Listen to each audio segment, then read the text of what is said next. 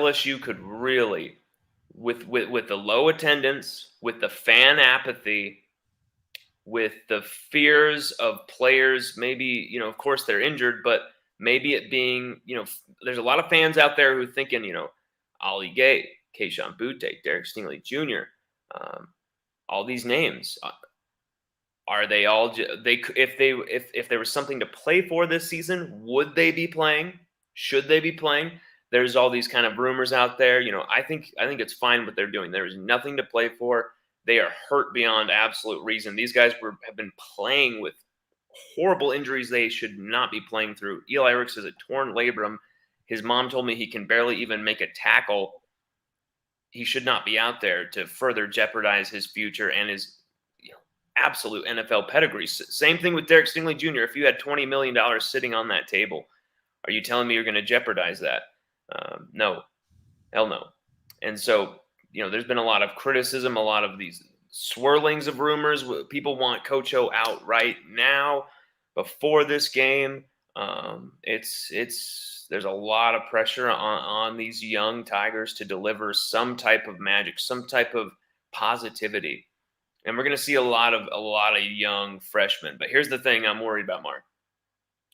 LSU has a lot of great hidden talent on this team who are finally going to get some reps in this game and in the next few games. And I do not want that to accelerate some type of transfer process for a lot of this talent. I want to see them play. I want to see them perform, of course. But we have to have some type of intense plan for Coach O's replacement immediately. Everything's about recruiting the roster still now. Sure. So let's get to the coaching situation. So the record's 3-3. If Vegas is correct and Florida wins this week, Ole Miss wins the week after as the Bayou Bengals go to Oxford to take on Ole Miss, then LSU is going to be 3-5. And then comes the bye week.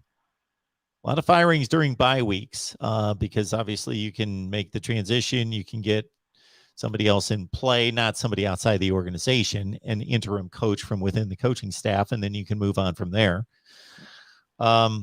So what are the chances that Ed Orgeron makes it through the season versus there being a change before the end of the season?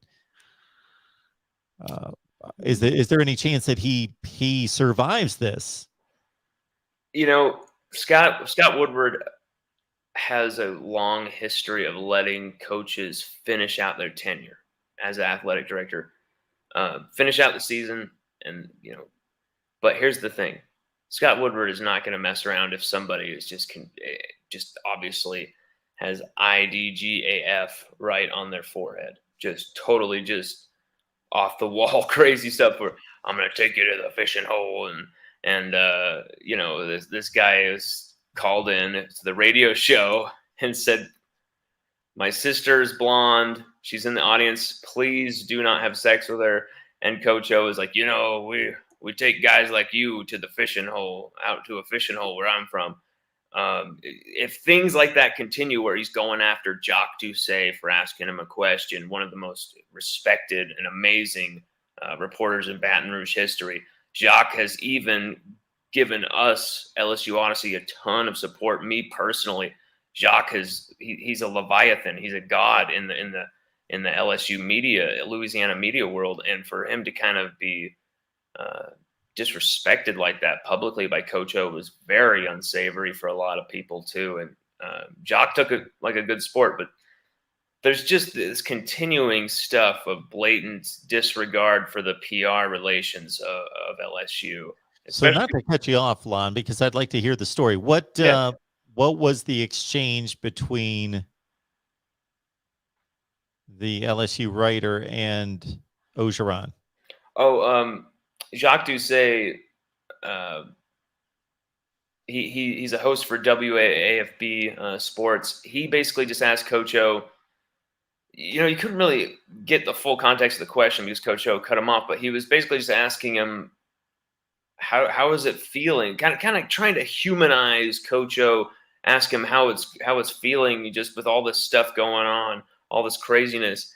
And Jacques Doucet is one of the most pro Coach O people out there. One of the most defensive of Coach O I've found. So for me, it was an attempt to humanize Coach O and open the door. And Coach O slammed it shut and just lost it at him. And, are you trying to get a quote out of me, Jacques? Are you trying to get a quote out of me? And Jacques just said, I'm just trying to do my job, coach. And he said, well, I'm going to do my job. And yeah, it was weird. It's just, he's been attacking the media for a while. And he makes this comment on his radio show. Then you followed that up with about taking a guy down to the fishing hole. So what was the exchange there about the blonde? Yes, because that's the thing. We've seen Coach O with like 6 different blonde girlfriends in the last like few months. I mean, publicly, we even have photos of him in bed with a woman, a blonde woman. I don't know if you've ever seen this or heard of this. There's photos of him in bed, shirtless. You can't see what's going on the rest, but it's just up here. Woman scantily clad. They're in bed having fun. Another photo of him with a way young, attractive blonde in a swimming pool. No problem with that. But then, of course, you got another one with him walking, in and out of the Rose Bowl. I don't think it was the Rose Bowl, but around the preparations in LA. I heard that one, yeah. Where he's doing that. I was sent that by an a member of the LSU Tigers parent. They look what I just saw.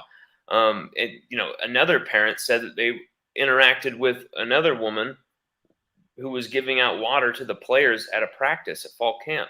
So it's not just like he's doing this out to the side. This is like everything. It's right there. And it's not just like, oh, here's my new girlfriend. She's half my age, which is quite common in the sporting, especially college football world. This is like, I'm going to be an open womanizer. I don't really give a damn what you think. And, to hell with all of that. And when you have a school who's under such a microscope for treating women like absolute shit, you cannot accept or allow or tolerate your head coach from your cash cow that literally keeps your university afloat. Believe me, I've heard a lot of things from LSU students, and just it's crazy how much that university depends on the football program to success. You absolutely have to get rid of that type of image. You absolutely have to get rid of that. It's about culture, and LSU have been talking about it's a family atmosphere. Coach O has been saying that family. Well, he's been showing anything but family values, and I'm all about the rock and roll lifestyle. But at the same time, when you are leading that type of corporation, that type of empire, 24/7 job, that type of responsibility, when you are leading teenagers, you're literally pursuing teenagers on the recruiting trail. Unacceptable. Cannot happen. Yeah, my thought there is that there is a balance between holding somebody to a certain standard versus them having a personal life and having whatever moral code that they want to have in their personal life. So my thought there is, number one, the man was married until about a year ago, correct? Yeah. And there was a lot of controversy surrounding that. But past that, once he makes that decision, and that's part of his own decision-making process within his life, the reasonable and respectful thing to do past that is to keep that completely concealed, what you're doing. Exactly. Keep that completely concealed. Don't bring those women close to the football program. And then at some point, if you've made a decision about who is going to be the next Mrs. Ed Orgeron, then certainly you can make that public. But exactly. There's a way to do it with some sanctimony there. All right. Yes. Not good. Not good there. Exactly. All right.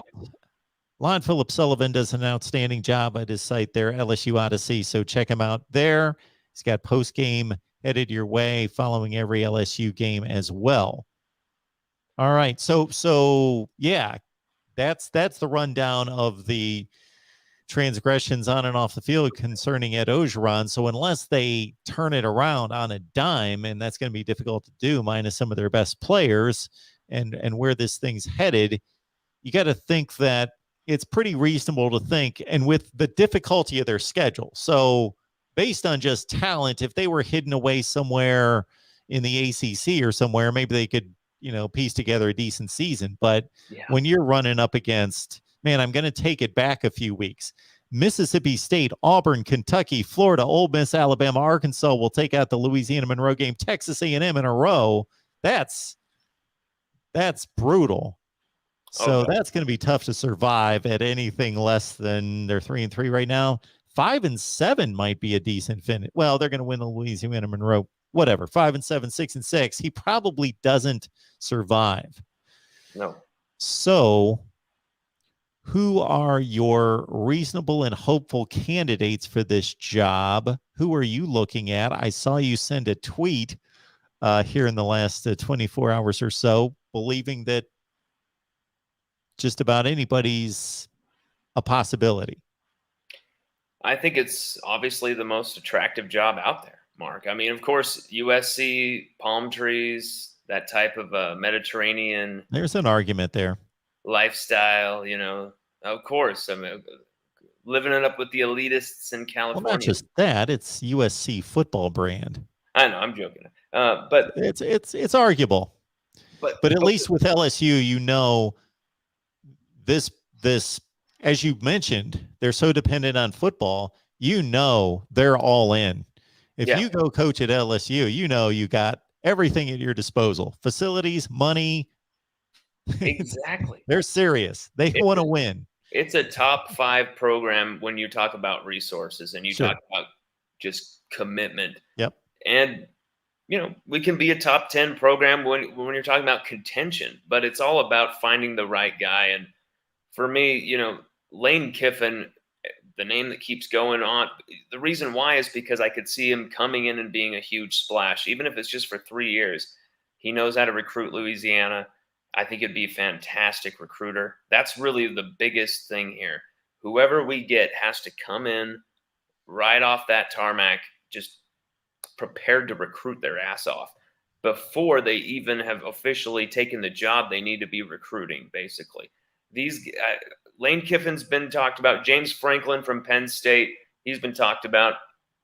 He could be bringing his defensive coordinator. His name escapes me right now, but his defensive coordinator did have a Louisiana background. But Alabama's defensive coordinator, Pete Golding, Hammond, Louisiana native, he's somebody I would really be attracted to bringing to LSU in whatever capacity. Dan Lanning from Georgia, I think that guy has more head coaching qualities than many would believe. I think that guy, he's got this vibe about him that's kind of this pirate style that I just love. And when you look at the way that Georgia defense is playing, they're absolutely defacing fools out there. They're playing like LSU defenses are supposed to play. They're literally taking our brand from us. That is unacceptable. And that's why you want to see the new head coach. So if it's Lane Kiffin, so just hypothetical, say it's Lane Kiffin who's going to be that guy. That Scott Woodward is like, I have to get Lane Kiffin. He gets him. He brings him in. His defensive coordinator, for me, if you're going to bring in Lane, has to be blockbuster, has to be knock out of the park, proven, kick ass. It has to be. Lane Kiffin, so many of his stops, just porous defenses, cannot happen anymore at LSU. The quality of players too high. You're killing the brand of DBU, killing the brand of those defensive linemen. The linebackers at LSU, we have such a hell of a history at linebacker. Al Richardson, Brady James, Devin White, Patrick Queen, and you're just going to spit on that and throw that away with some absolutely decrepit performances, Mark, some just humiliations. So you want to see whoever's coming in have some type of defensive responsibility, but I am all in favor of a Lane Kiffin hire. I'm also in favor of James Franklin hire. But, I'd also love to see LSU hire their first minority coach in program history. I'm not saying that that's a demand I have, that's a qualification. But to me, that's something that would be very pleasing and very like something I would absolutely love. That said, Lane Kiffin, Pete Golding, some type of like combination of those two working together. Many have told me, oh, Pete Golding would not work under Lane Kiffin as a head coach at LSU. I disagree. If you could get Lane Kiffin and Pete Golding on the same staff at LSU, that would probably be my dream staff right now. At the same time, there's a lot of gems hidden across college football, as you know, Mark. Billy Napier, he's one of them. Scott Woodward and Billy Napier, really tight. I don't know if he's going to make that move and be able to make that move, and everything will be Scott Woodward's going to take that gamble. I'm not sure. But I'm thinking more Scott Woodward's going to go for someone proven. Jimbo Fisher's name has been talked about and bandied around. That's something I hope doesn't happen. I would really not want to see Jimbo Fisher return to LSU. I would love to see a Louisiana guy somehow in the mix, though. That's why Pete Golding is attractive to me. But whatever it is that Scott Woodward has to do, I'm going to trust him here. I believe in our athletic director, Scott Woodward. I think he has the minerals. Lon Philip Sullivan, LSU Odyssey. Got to head on over there, check out the work. LSU takes on Florida in Death Valley, hoping to stay above 500 at 4-3, but most likely we know what the verdict will be. Missing some of their best players, and the days of Ed Orgeron's reign seem to be numbered, and those numbers are getting mighty low into the single or double digits here. They've got a bye week coming up in a few weeks. We shall see where they go, and that will be a huge landing spot for a potential big hire, of course, coming up. You can catch Lon's work on postgame right here at the Voice of College Football as well. Lon, we always appreciate you stopping by and breaking things down. You had a whole lot to take on this time around. Mark, thank you as always, my man. You have a good one. Go Tigers.